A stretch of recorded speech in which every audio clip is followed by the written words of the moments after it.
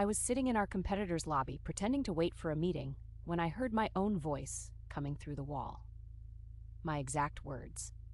The presentation I'd given 3 days ago in our private strategy session, the one where only 5 people were in the room. I felt my hands go ice cold as I heard Jake's voice respond, then mine again, laying out our entire product roadmap for the next 18 months. They were playing our recording, our ideas, my ideas, and the only person who could have given it to them was sitting 20 feet away from me in my own office, probably wondering why I'd suddenly needed to visit a client across town. I'm going to tell you exactly how I figured it out, what I found when I started digging, and what I did about it. And trust me, what happened next is something I never thought I was capable of. Rewind 6 years. Jake and I met at a startup accelerator in Austin. I was 29, he was 32, and we were both working on different projects that honestly weren't going anywhere. But we clicked immediately. Same work ethic, same vision, same frustration with the bureaucracy at big tech companies. Within 3 months, we'd scrapped our individual ideas and started building something together. A SaaS platform for mid-sized retail companies to manage their inventory and customer data in real time. I handled product development and customer relations. Jake handled operations and finance. It was perfect. We balanced each other. When I got too caught up in perfecting features, Jake reminded me we needed to ship. When he focused on cutting costs, I reminded him we needed to invest in quality. We got our first round of funding within a year. By year 3, we had 42 employees and were pulling in 7 figures in annual revenue. I trusted him completely. We'd pulled all-nighters together. I'd been the best man at his wedding. When my dad died, Jake was the one who showed up at my apartment with food and just sat there with me while I fell apart. You don't question that kind of person. You just don't. About 8 months ago, things started getting weird. We were in the middle of developing a major new feature, a predictive analytics tool that would set us apart from everyone else in the market. It was my baby. I'd spent 6 months on the algorithm alone. We had a beta version ready, and we were maybe 60 days from launch. Then our main competitor, Dataflow, announced almost the exact same feature. I mean, down to the user interface layout. I remember standing in our office, staring at their press release on my laptop, feeling like I'd been punched in the stomach. Jake was furious too. We convinced ourselves it was just convergent thinking.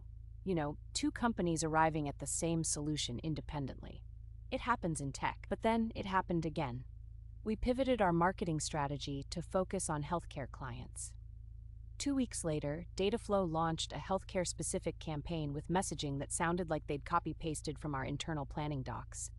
Then they undercut our pricing on a major contract we'd been negotiating for months, like they knew our exact bid. I started losing sleep. Jake kept saying we just needed to move faster, be smarter. He suggested we bring in a consultant to review our security protocols.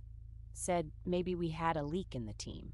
So we did this whole internal investigation, made everyone change passwords, did exit interviews with recent departures, found nothing. But that wasn't even the worst part. 3 weeks ago, I was working late at the office. Everyone had gone home except me. I was in the conference room, and I'd left my laptop in there during our afternoon meeting. When I walked back in to grab it, I noticed the small camera Jake always kept on the bookshelf. He said he used it for recording client presentations to review later. The red light was on.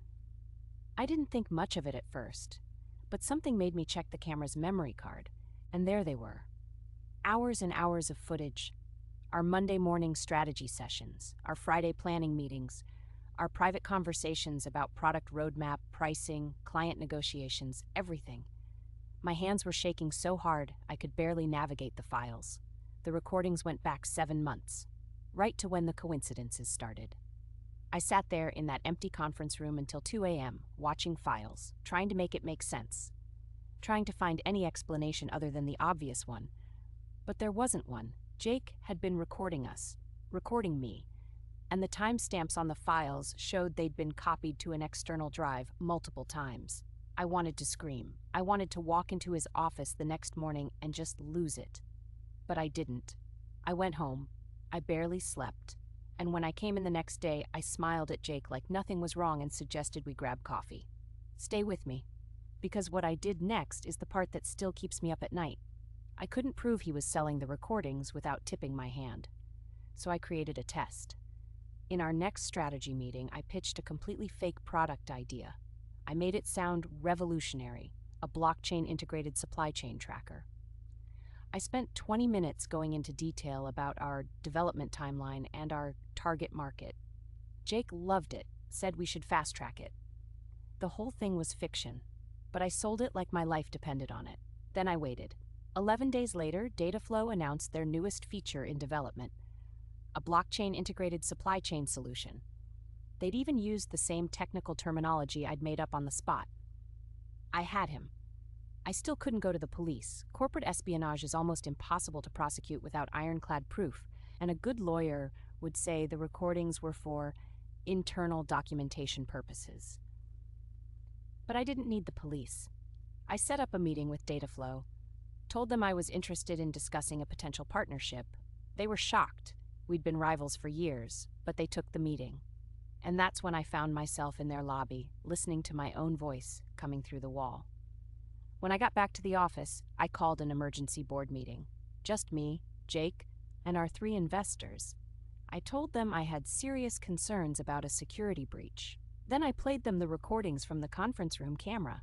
I watched Jake's face go white. He tried to deny it, said the camera was for internal use only, that he'd never shared anything. So I played them the audio clip from Dataflow's office. I'd recorded it on my phone through the wall. Our investor Sarah actually stood up and walked out. Came back 5 minutes later with her lawyer on speakerphone. What I found next changed everything. Our operating agreement had a clause about fiduciary duty and company loyalty. Any breach gave the non-breaching partner the right to buy out the other's shares at a discounted valuation. Jake had signed it 6 years ago without reading it carefully. Within 3 weeks, Jake was out. I bought his 50% stake for 38 cents on the dollar. He threatened to sue, but his lawyer took one look at the evidence and told him he'd be lucky to avoid criminal charges if he pushed it. Here's the thing nobody tells you about betrayal in business. It's worse than a romantic breakup, because you chose this person with your logical brain, not your heart. You vetted them, you built something together, and they still chose money over everything you'd created. I spent a month barely functioning. I'd walk into the office and see his empty desk and just feel sick. Our team knew something had happened, but I kept the details private. I told them Jake had decided to pursue other opportunities. But slowly, something shifted. Without Jake's constant push to cut corners and move faster, I could actually build the company I'd always envisioned. I brought in a new COO who got what we were trying to do. We rebuilt our security protocols, real ones this time, and I made a decision. I was going to take Dataflow down legally.